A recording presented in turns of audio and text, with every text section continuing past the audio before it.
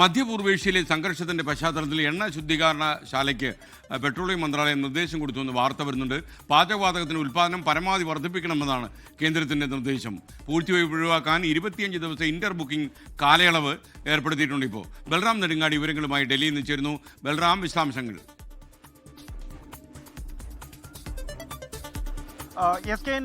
ഈ പശ്ചിമേഷ്യയിലെ സംഘർഷം ഇന്ത്യയുടെ അയൽ രാജ്യങ്ങളായ ബംഗ്ലാദേശിനെയും പാകിസ്ഥാന്റെയും ഇന്ധന മേഖലയെ ബാധിച്ചിട്ടുണ്ട്.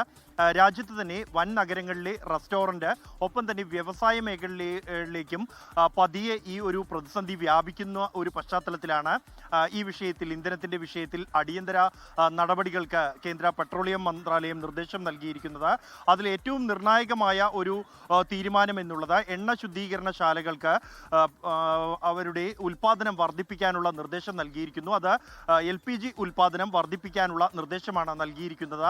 ഗാർഹിക ആവശ്യങ്ങൾക്കുള്ള LPG ഉൽപ്പാദനം വർദ്ധിപ്പിക്കണമെന്നും അതിന്റെ വിതരണം ശക്തിപ്പെടുത്തണം എന്നുമുള്ള ഒരു നിർദ്ദേശമാണ് പെട്രോളിയം മന്ത്രാലയം നൽകിയിരിക്കുന്നത്. ഈ പ്രതിസന്ധി ഒരു തരത്തിലും ഗാർഹിക ഇന്ധനത്തെ ബാധിക്കാതിരിക്കാനുള്ള നടപടിയാണ് കേന്ദ്ര സർക്കാരിന്റെ ഭാഗത്തു നിന്നും ഉണ്ടായിരിക്കുന്നത്. വീടുകളിലേക്കുള്ള ഗാർഹിക LPG വിതരണത്തിന് മുൻഗണന നൽകണമെന്നും നിർദ്ദേശം നൽകിയിട്ടുണ്ട്. ഒപ്പം തന്നെ പൂഴ്ത്തിവെപ്പ് ഒഴിവാക്കുന്നതിനായി ബുക്കിംഗ് കാലാവധി നേരത്തെ ഉണ്ടായിരുന്ന 21 ദിവസങ്ങളിൽ നിന്നും 25 ദിവസമായി വർദ്ധിപ്പിച്ചിട്ടുണ്ട്. ഇതോടൊപ്പം തന്നെ റെസ്റ്റോറന്റുകൾ, ഹോട്ടലുകൾ, മറ്റ് വ്യവസായങ്ങൾ എന്നിവയിലേക്കുള്ള LPG വിതരണത്തിന്റെ ഒരു മുൻഗണന അത് തീരുമാനമെടുക്കുന്നതിനായി ഒരു 3-അംഗ സമിതിയെയും പെട്രോളിയം മന്ത്രാലയം രൂപീകരിച്ചിട്ടുണ്ട്.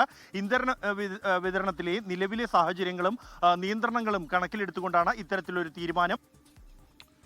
ഓക്കെ, ബൽറാം നെടുങ്ങാടിയാണ് വിവരങ്ങൾ നൽകിയത്. ലോകത്തെവിടെയായാലും ഏത് സമയത്തും 24 വാർത്തകളും ഓഗ്മെന്റഡ് റിയാലിറ്റി പാക്കേജുകളും എക്സ്പ്ലെയിനറുകളും വിശദമായി കാണാൻ ഞങ്ങളുടെ യൂട്യൂബ് ചാനൽ നിങ്ങൾക്ക് സബ്സ്ക്രൈബ് ചെയ്യാം.